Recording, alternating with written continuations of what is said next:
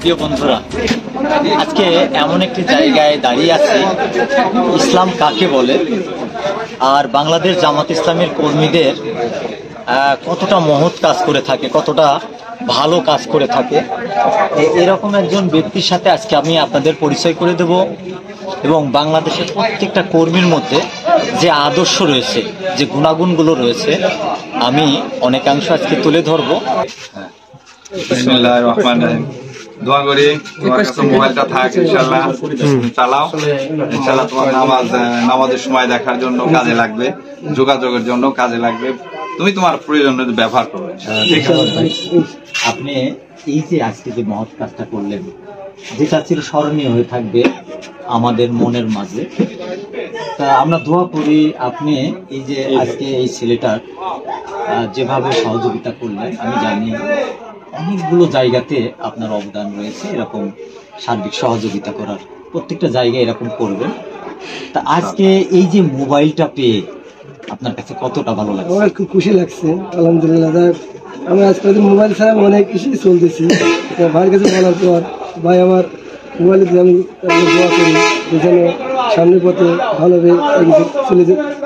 তা আজকে এই যে মোবাইলটা আপনি পেলেন, এই মোবাইলটা দাম কম হলেও আপনার কিন্তু অনেকগুলো প্রয়োজনীয় কাজ বাধা পাচ্ছে এই মোবাইলটা ছাড়া।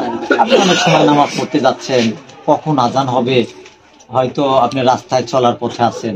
আমি মনে করি যে এই মোবাইলটা পেয়ে আপনার কতটা উপকার আসবে। মোবাইলটা অনেক উপকার আসবে, কারণ যখন আজান পড়বে আমি টাইম থেকে নামাজ পড়তে পারবো এবং সময় মতন বাইরে থেকে আসতে পারবো, 8 বাজার এখন যাই করি করতে পারবো। দর্শক মন্ডলী, একই কথা কিন্তু বারবার আমাকে বলতেই হয়। দেখেন, এই সংগঠনের একটা মানুষ, এই বাংলাদেশ জামাত ইসলামের প্রত্যেকটা কর্মীর মধ্যে, শুধু এই ভাইজান না, আপনারা যদি কখনো লক্ষ্য করে থাকেন, বাংলাদেশের প্রত্যেকটা জামাত ইসলামের যে কর্মীগুলো, আদর্শ কর্মীগুলো, তাদের মধ্যে এই গুণাগুণগুলো রয়েছে। তো আমার পাশে আরো অনেকেই রয়েছে, চোখের সামনে এই ভাইজান একজনকে একটা মোবাইল তুলে দিলেন। আপনি ভাইজানকে কতটা মনে হয় আপনার কাছে? যে আলহামদুলিল্লাহ, এটা একটা বহুত গুণের অধিকারীর লোক বটে। মোবাইল ছাড়া এই যুগে চলাফেরা অচল।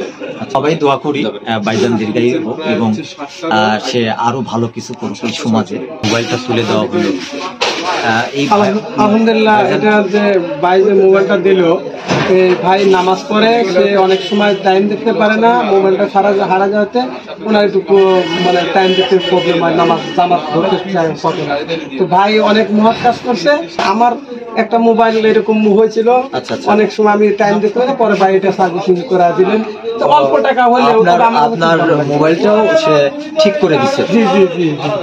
আমার অল্প টাকার সারা হইলে ওটা কিন্তু আমার অনেক কাজ লাগে, যে সময় আমার টাকা ছিল না, কাছে টাকা ছিল না। আমি ভিডিওটি একটু লং করে ফেললাম, যে যেখান থেকে দেখছেন ভিডিওটি শেয়ার করবেন। আপনারা জানেন এরকম মহৎ কাজে আসলে শরীক হওয়াটা একটা আনন্দ রয়েছে।